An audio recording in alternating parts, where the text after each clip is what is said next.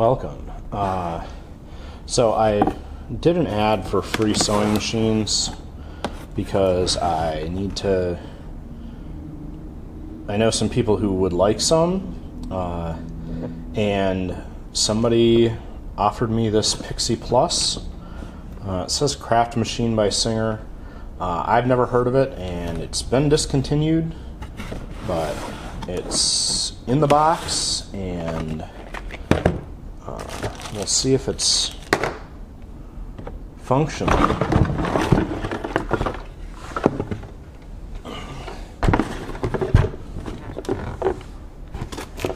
Let's see.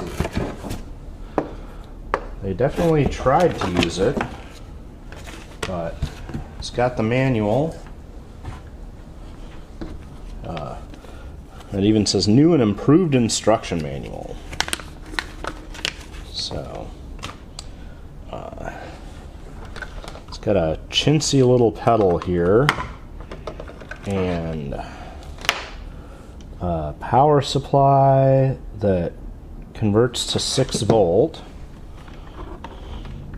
and a battery box underneath. So you could run this off AA if you want to. Let's see now.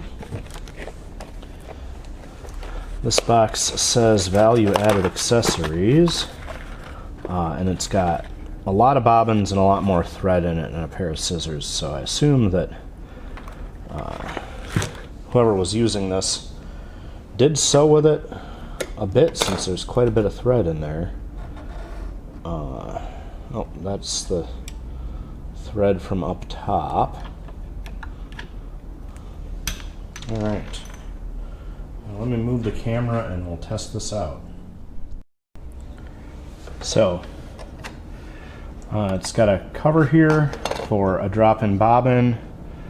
The back of the machine has the pedal and the power supply plug-in, and then the thread on the back here, and a bobbin winder.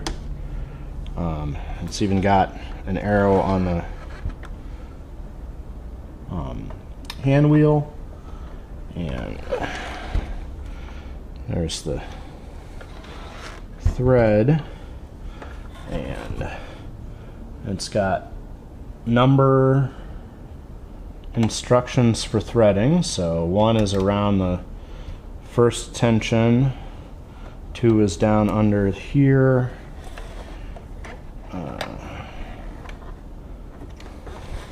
3 is through the take-up eye, which these small machines, one of the things that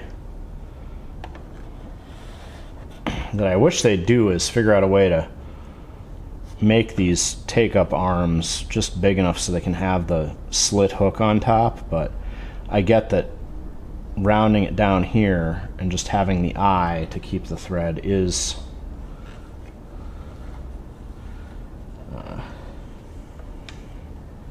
easier. And then there's a thread guide in this needle clamp.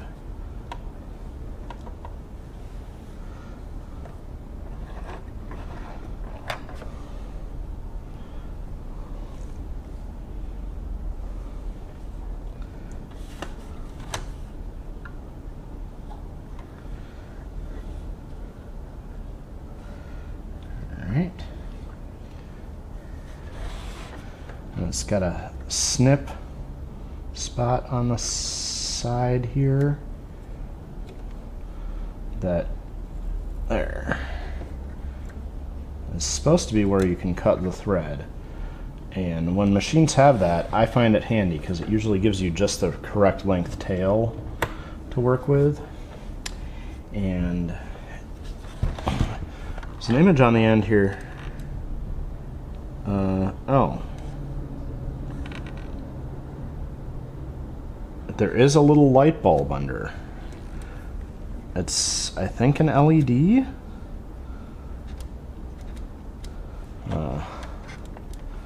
And it does provide a tiny bit of light. Now,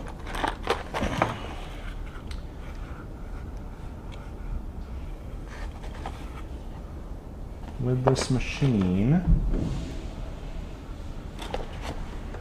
there are all these metal bobbins, and I'm not sure that a machine like this, and this one is not wound properly. This one's all loose and I can't find the tail on it. Like, your bobbin shouldn't be that loose when it's wound. So I'm gonna have to cut the thread off that bobbin. So I guess we have the instruction manual. I can look and see which way it thinks the tail goes.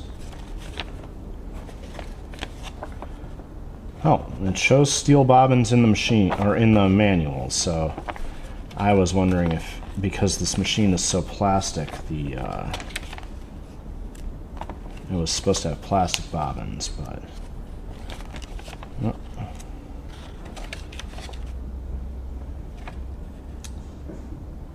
And from this picture, looks like the bobbin drops in with the tail coming out like this. So we'll do that.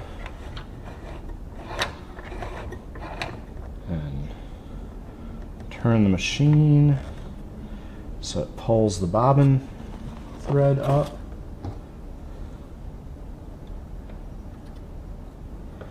And out, and put our bobbin cover on. Oh, it just, there's also just a switch on the front. Okay, cool.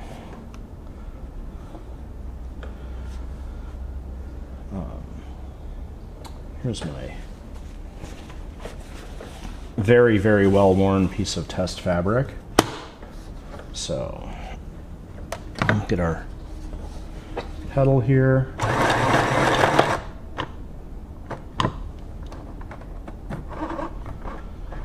And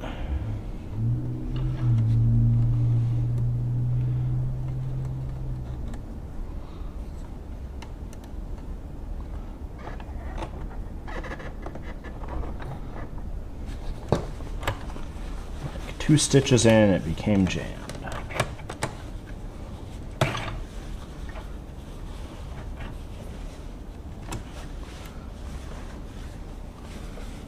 Alright, let's try again.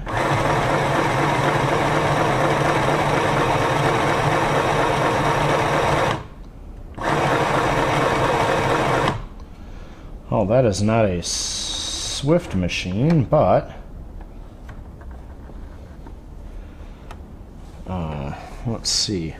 Also, it has 8 stitches listed here, but 3 are just a different length of straight stitch, and 3 are different width of zigzag. So it's got 3 lengths of straight stitch, 3 zigzag widths, and blind hem, and then that must be a stitch or a stretch stitch.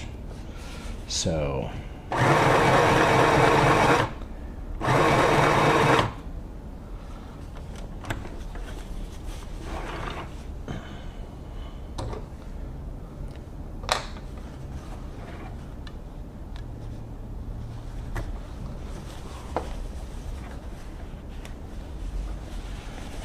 let's see, I don't know how visible it is, but that was the number 7 stitch, and the number 6 stitch is about half the length. So it does give a good selection there on the straight stitch.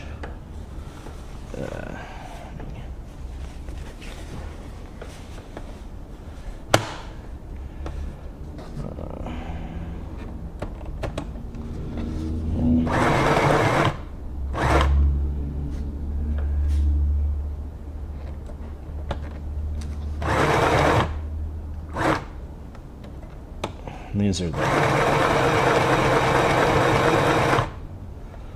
3 zigzags. So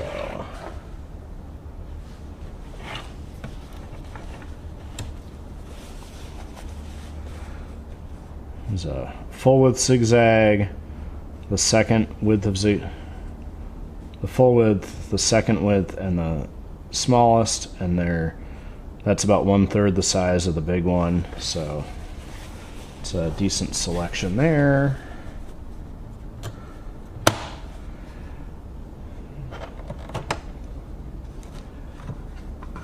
This is the blind pen.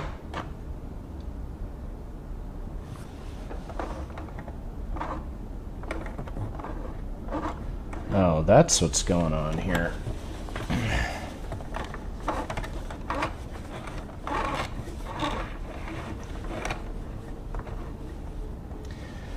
Okay. So, what keeps happening is the machine keeps losing the thread hooked under here, and then it gets tangled. So it's supposed to stay hooked under here, and when it comes unhooked there, it's getting tangled in this tensioner here.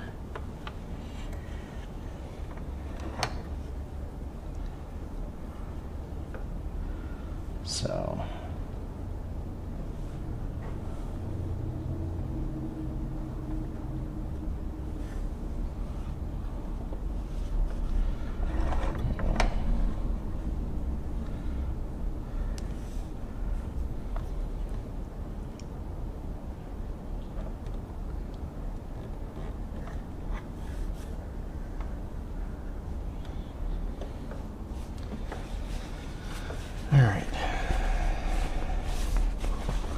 there's a spot that doesn't have any stitches in it yet.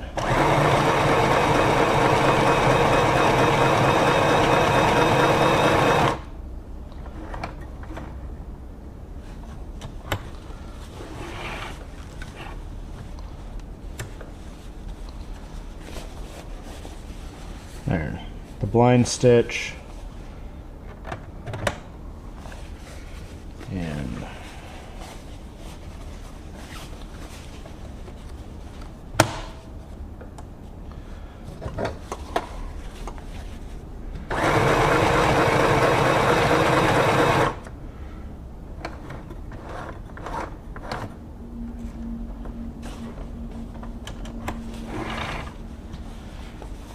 and there's that decorative stretch stitch that they have in here. So this is an incredibly basic machine. I'm gonna look and see if there's a reason, if there's a wear spot under here that's broken. One of the things I do, let's see now. It's got this switch on the side to just turn it on.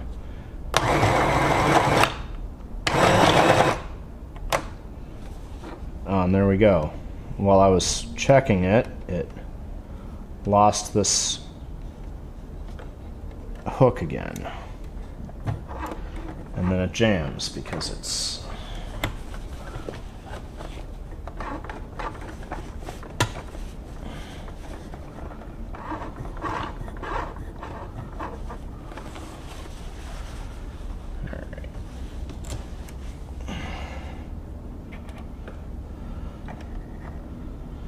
Alright, well, this is a very testy little machine.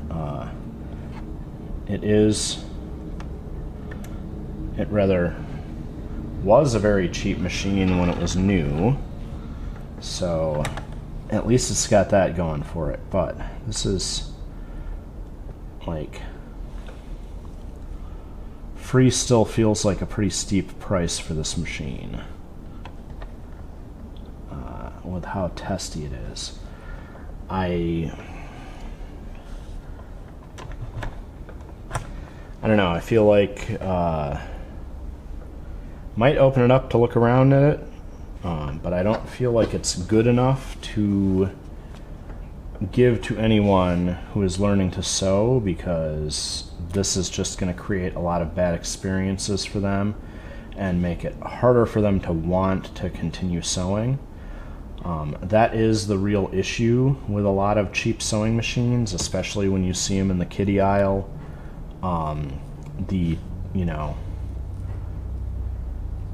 when it's a toy, it just doesn't work well enough to make sewing enjoyable. And if you spend more time fighting with your sewing machine than you do with any actual sewing, then